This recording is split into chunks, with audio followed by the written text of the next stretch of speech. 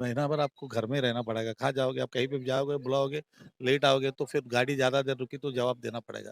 ये हमारी ड्यूटी रहती है सुबह 17 बजे से लेके सुबह 8 बजे से लेके 17 बजे तक। ये इमरजेंसी कब बोल के आई मालूम नहीं है। लोगों की कमी रही बात आप जो पूछ रहे हैं स्टाफ की कमी एक अलग मुद्दा है। जो रिक्रूटमेंट्स नहीं होना, जो बढ़ रहे हैं उसके हिसाब से मैन पावर नहीं बढ़ रहा है। कोई जो रिटायरमेंट हो रहे हैं, जो मर जा रहे हैं, उनकी वाइस में आदमी लोग नहीं आ रहे। उसको 8 से लेके 17 बजे तक तो करने वाली काम एक-एक आदमी के ऊपर इतना ज़्यादा लोड पड़ गया, मतलब भार ज़्यादा हो गया बेसिकली। आदमी इससे इससे गुस्सा जाता है, प्रवक हो जाता है गलती करने के लिए क्योंकि काम बनता नहीं है आदमी से, ज़्यादा काम बनेगा नहीं। एग्जिस्टिंग स्टाफ है उसको 2 गुना ज़्यादा बनाना पड़ेगा, जो कि इतना जल्दी रेलवे करेगी नहीं है, इतना असंभव है। ये आरक्षण में बोलेंगे एक्सीडेंट है, ये एक्सीडेंट में ये अटेंड नहीं किया, जिसकी इतना बड़ा कागज़ साइन करके आते हैं हम लोग। ये कॉन्स्टिट्यूशनल हिपोक्रेसी शायद यही है। ₹4000 बनते हैं।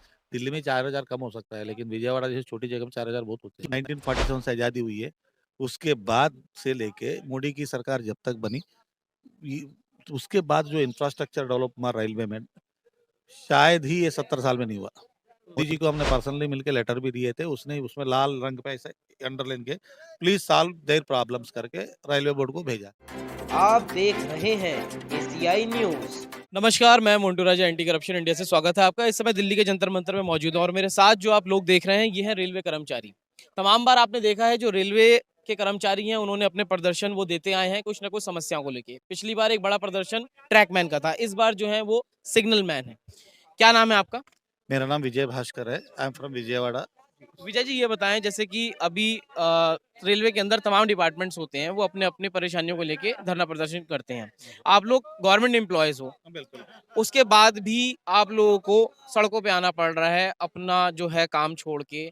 कभी ऐसा देखने देखने को नहीं मिलता था अमूमन। काम छोड़ के नहीं है, छुट्टी लेके आए हुए हैं, छुट्टी लेके। पर्सनल काम छोड़ के आए हैं। हम्म।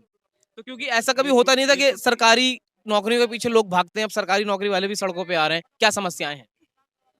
समस्या जो है सरकार से नहीं है, ना नौकरी से है। अ, लेकिन ये नौकरी किस तरफ से करवाई जाती है, उससे समस्या है। कोई भी नौकरी का कुछ रूल्स एंड रेगुलेशंस रहते हैं। भाई आप फलाना टाइम पे आओ, फलाना टाइम तक काम करो, फलाना टाइम घर चले जाओ। आप भी आज काम करोगे आफ्टर 8 ओ क्लॉक या 7 o'clock whatever it may be, आपकी नौकरी खत्म होने के बाद आप क्या करोगे? आपके परिवार के साथ रहोगे या और कुछ और करोगे? लेकिन हमको ऐसा नहीं होता है। एक बार घर जाने के बाद कभी इमरजेंसी होती है, जब भी इमरजेंसी होती है, हमको वो अटेंड करने के लिए आना पड़ता है। इसका कोई भी फेल्योर का कोई टाइम नहीं रहता। पहली बात है कि मौत, बारिश बोल के नहीं आती, वैसे एसएनटी की फेल्योर भी बोल के नहीं आती। एक छोटी-सी पत्थर भी बहुत बड़े-बड़े गाड़ियों को 1-1 घंटा, 2-2 घंटा रुकवा सकती है। एक पत्थर पॉइंट में गिरने से, एक छोटी-सी पत्थर पॉइंट में गिरने से अगर सही टाइम पे जाके बंदे ने किसी ने निकाला नहीं है, तो 2-3 घंटे तक गाड़ी रुक सकती है। ऐसे 40 प 50 मिनट गाड़ी रुकने के सब बहुत सारे इंसिडेंट्स भी है। तो ये इसके लिए हमको कभी भी बुलाए तो आना पड़ता है, क्योंकि ये कैटेगराइज़ किया गया है each and every railway failure which is more than 15 minutes should be treated as class M accident. अब एक्सीडेंट होती है तो उस टाइम में आपको बुलाएँगे तो आप नहीं जाओगे, तो आप एचओएआर के डीएआर के तहत डिसिप्लिनरी एक्शन रूल्स के तहत आप दोषी ठहराओगे। 8 घंटे की ही ड्यूटी है हमारी। 8 घंटे की ड्यूटी नहीं है वाली बात नहीं है, हमारी ड्यूटी 8 घंटे की है। लेकिन जब भी हम कोई फेल्यूर होती है मना करेंगे तो बोला जाएगा भैया it's a class M accident. आप एक्सीडेंट में बुलाए तो आप नहीं आए, क्योंकि एक्सीडेंट में हर एक रेलवे कर्मचारी को आके उपस्थित होके ड्यूटी करना पड़ता है। ऐसे साइन करके ड्यूटी पे आते हैं हम। तो ये अमूमन लगा रहता है या ये मतलब कभी-कभी होता है? महीने में 5 बार होता है। एक रफली बता रहा हूँ। महीने में ऐसा 5 बार होता है, लेकिन पूरी महीना भर आपको घर में रहना पड़ेगा। कहाँ जाओगे? आप कहीं पे भी जाओगे, बुलाओगे, लेट आओगे तो फिर गाड़ी ज़्यादा देर रुकी तो जवाब देना पड़ेगा। तो तो ऐसा क्यों लगता है? क्या जो संख्या है कर्मचारियों की वो कम है इस वजह से ऐसा होता है? बेसिकली क्या है, हमारी जो डिपार्टमेंट है, ये राउंड द क्लॉक ड्यूटी वाली डिपार्टमेंट नहीं है। ये हमारी ड्यूटी रहती है सुबह 17 बजे से लेके सुबह 8 बजे से लेके 17 बजे तक। 17 बजे तक कोई आदमी नहीं रहता। ये इम्प्लीमेंट नहीं किया शिफ्ट ड्यूटी। आदमी कमी की बात नहीं है, कमी की बात कम कम आदमी की बात तो अलग पॉइंट है। ये इसके लिए रेलवे ने ये डिपार्टमेंट को ऐसे बना के रखा है कि भाई इनकी डिपार्टमेंट नॉर्मल ड्यूटी है, शिफ्ट की ज़रूरत नहीं है, इमरजेंसी में आना है। ये इमरजेंसी कब बोल के आई मालूम नहीं है। लोगों की कमी रही बात आप जो पूछ रहे हैं स्टाफ की कमी एक अलग मुद्दा है। जो रिक्रूटमेंट्स नहीं होना, जो जितने लाइन्स वगैरह बढ़े उसके हिसाब से आदमी नहीं देना, ये सब देने के जो एसेट्स बढ़ रहे हैं उसके हिसाब से मैन पावर नहीं बढ़ रहा है। कोई जो रिटायरमेंट हो रहे हैं, जो मर जा रहे हैं, उनकी वाइस में आदमी लोग नहीं आ रहे हैं। उसकी वजह से एक्जिस्टिंग वर्क जो थे, जो सुबह 8 बजे से लेके 17 बजे तक करने वाला काम, जो 24 घंटे की जो बात कर रहे हैं, उसकी बात नहीं कर रहा हूँ मैं। जो 8 से लेके 17 बजे तक जो करने वाली काम, एक-एक आदमी के ऊपर इतना ज़्यादा लोड पड़ गया, मतलब भार ज़्यादा हो गया बेसिकली। आदमी इससे इससे गुस्सा जाता है, प्रवोक हो जाता है गलती करने के लिए, क्योंकि काम बनता नहीं है आदमी से, ज़्यादा काम बनेगा नहीं। अगर आप समझिए 8 घंटे की ड्यूटी में फैटिग एलिवेंस निकाल दीजिए 2 घंटे की, क्योंकि हम लोग फील्ड पे घूमते तो 2 घंटे की फैटिग एलिवेंस बनती है। 6 घंटे लगातार काम करना पड़ रहा है। अभी वो 6 घंटे 7 घंटे हो गया। लगभग फैटिग एलिवेंस मिल नहीं रहा है, इसलिए आदमी ढल जा रहा है, नहीं कर पा रहा है। मतलब काम ज़्यादा हो जा रहा है आदमी के ऊपर। ये स्टाफ कम होना, 8 घंटे की ड्यूटी देने के लिए उसको इंटू 2 टाइम्स स्टाफ जो है रेज़ करना पड़ेगा। जो एक्जिस्टिंग स्टाफ है उसको 2 गुना ज़्यादा बनाना पड़ेगा, जो कि इतना जल्दी रेलवे करेगी नहीं है, इतना असंभव है। इसीलिए इसके वाइस में हम क्या माँग रहे हैं, नाइट फेल्यूर गैंग की घटना करने के लिए बोल रहे हैं। मतलब रात में कोई फेल्यूर होती है, उसके लिए एक अलग गैंग रखो, 4-5 स्टेशन को मिला के। एक ईएसएम को रखो, एक असिस्टेंट को रखो। ये दोनों इनको एक गाड़ी का व्यवस्था करो, क्योंकि you are not supposed to recruit that much of man power. तो वो जाके अटेंड करेंगे उस पर्टिकुलर, क्योंकि आप अभी पूछे थे, महीने में कितने बार होता है? महीने में 5 ही बार होता है, ज़रूर है, लेकिन एक स्टेशन में 5 बार, बाजू वाले स्टेशन में 5 बार, दूसरे टोटल में 4 स्टेशन की अगर एवरेज लो तो महीने में हर रोज़ कुछ न कुछ होता रहता है। मतलब तमाम जो मंत्रालय वगैरह बने हुए हैं, वो आप लोगों पे लागू नहीं होते हैं। कानून तो यही कहता है देश के अंदर है कि एक्स्ट्रा ना करवाया जाए। अगर अगर आप लोगों को बुलाया जाता है या ओवरटाइम कराया जाता है या एक्स्ट्रा तो उसका पे होता है वो लोग कुछ? एक्स्ट्रा नहीं करवा रहे। मतलब जो इमरजेंसी में आप नहीं, लोगों को नहीं, बुलाया जाता है। वो लोग बोलते हैं कि एक्सीडेंट है इसलिए आपको आना है। लेकिन एक्सीडेंट में आने के लिए जो ब्रेकडाउन अलाउंस मिलती है, पर डे मुझे 800 मिलती है 10 मिनट फेल्योर अटेंड करने के बाद, वो नहीं देते हैं। समझ रहे हो आप कि मेहनताना नहीं मिलता। कितना नाजुक मुद्दा है। वो लोग हमसे ज़बरदस्ती काम नहीं करवाते। वो बुलाते हैं फेल्यूर है करके। फेल्यूर पे अपन नहीं जाएँगे तो फिर डीएआर एक्शन में बोलेंगे एक्सीडेंट है, ये एक्सीडेंट में ये अटेंड नहीं किया। जिसकी इतना बड़ा कागज़ साइन करके आते हैं हम लोग, कम से कम 15-20 पन्ने जो है साइन करके आते हैं, उसमें लिखा रहता है। तो ये इसको हमने मान के नौकरी में आए। हम ये नहीं बोल रहे कि हम कुछ ज़्यादा कर रहे हैं या हमको ये बगैर बता के हमसे साइन लिया है। ये हम साइन्ड है, साइन करके आए नौकरी में। लेकिन देखिएगा, ये कॉन्स्टिट्यूशनल हिपोक्रेसी शायद यही है कि वो जो जो देखना चाहते हैं, वो नहीं होती है। भैया आपको एक्सीडेंट है तो आपको जाना है। फिर एक्सीडेंट पे बंदा जाता है तो एक्सीडेंट अलाउंस दे दो ना यार इसको। अगर हफ्ते में महीने में 5 फेल्योर भी अटेंड करेगा, मेरे हिसाब से ₹4000 बनते हैं। दिल्ली में 4000 कम हो सकता है, लेकिन विजयवाड़ा जैसी छोटी जगह में 4000 बहुत होते हैं। मेहनताना जो है वो नहीं मिलता है। काम ज़्यादा करने के बाद भी या फिर मूवमेंट जो होता है एट द मोमेंट जो बताया जाता है इमरजेंसी उसमें जो उसका दाम होना चाहिए था वो नहीं मिल पाता है। प्राइवेटाइज़ेशन बढ़ रहा है, रेलवे में भी चीज़ें देखने को मिल रही हैं। कैसे देखते हो उससे कुछ इम्पैक्ट पड़ने वाला है जो स्थायी रेलवे कर्मचारी हैं उन पे? स्थायी रेलवे कर्मचारियों पे इम्पैक्ट नहीं है, वो फांसी की फंदा बनने वाली है। अब जितना आप प्राइवेटाइज्ड लोगों को अंदर लाओगे, वो रहेंगे अनस्किल्ड पीपल। हमारी जो है जॉब है, स्किल्ड जॉब है। आखिरी में ऐसे 10-15 अनस्किल्ड लोगों के ऊपर एक हमारे जैसे आदमी को रख देंगे, इनको मॉनिटर करो बोलेंगे।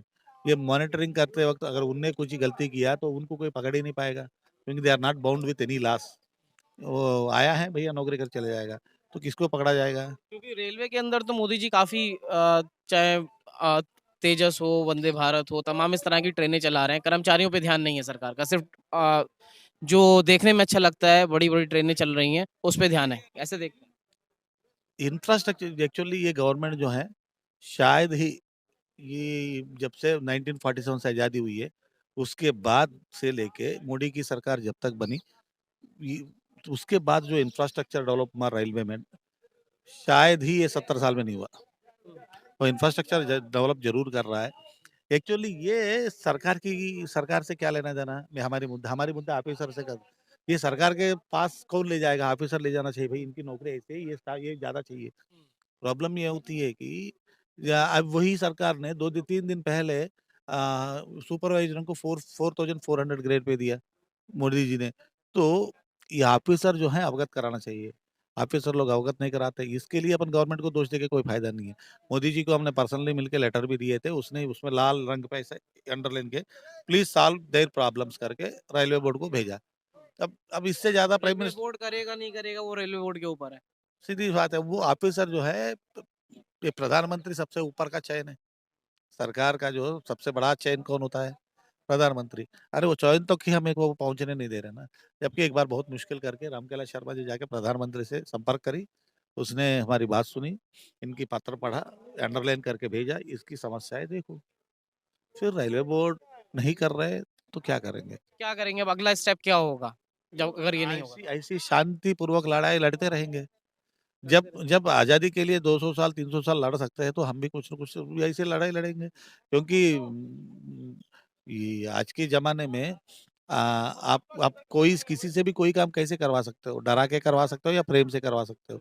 हमारे औकात डरा के करवाने का नहीं है। प्रेम से करवाने के लिए ही तरीका है, ऐसे रिप्रेजेंटेशन देते रहने का, आप लोगों के सामने बोलते रहने का। रिप्रेजेंटेशन दो, बोलते जाओ, रिप्रेजेंटेशन दो, बोलते जाओ। देखो स्टेशन मास्टरों ने जो लड़ाई लड़ी 15 साल के बाद उसको 442 का ग्रेड पे मिला। जो लड़ाई शुरू करी शायद वो मर भी गया होगा, लेकिन उसकी नेक्स्ट पीढ़ी खा रही है। हम लोग जो लड़ाई लड़े शुरू किए, उसकी फल कोई दूसरा खाए। लेकिन डिपार्टमेंट सही रहेगा, डिपार्टमेंट तगड़ा रहेगा, डिपार्टमेंट मजबूत रहेगा। वो फीलिंग आप समझ सकते हो कि नहीं बोल नहीं हम हमारा है कि pride of the department what we are fighting is pride of the department. उससे कोई गवर्नमेंट रही, इसके पहले भी गवर्नमेंट रही, इसके पहले भी गवर्नमेंट गवर्नमेंट को दोष देके कोई फायदा नहीं है। Government is no way concerned with our departmental issues. Government को ये पर्टिकुलर ये जॉब ये पे कमीशन डालती है, वो पे कमीशन के सामने हमने सही तरह से रिप्रेज़ेंट नहीं कर पाए। जो भी है नेक्स्ट अगर पे कमीशन होती है, अच्छे तरह से रिप्रेज़ेंट करने की कोशिश करते हैं। हुँ। इसमें गवर्नमेंट को दोष देके कोई फ़ायदा नहीं है, क्योंकि हर चीज़ गवर्नमेंट थोड़ी करेगी। Government already prime minister the head boss सबसे बड़ा बॉस जो है, इनका समस्या देखो करके बोल दिया। फिर इसका समस्या कौन तो देखेगा? बताइए देश के प्रधानमंत्री ने बोल दिया उसके बाद भी जो लोग हैं, जो अधिकारी हैं वो सुन नहीं रहे हैं। कैसे देखते हैं? क्या मैसेज देना चाहेंगे अधिकारियों को कि प्रधानमंत्री के बोलने के बाद भी जो है वो कोई असर नहीं हो रहा है? क्या कहना चाहेंगे? यही समझ में नहीं आता कि भई हम डेमोक्रेटिक कंट्री में रहते, खा रहे थे और क्या। इससे ज़्यादा क्या बोल सकते हैं? जब प्रधानमंत्री यही आपकी बात नहीं है, 2017-18 की बात है ये। हम हमें सबको लेटर जोड़ के भेजते हैं, प्रधानमंत्री ने बोला कुछ तो देखो यार।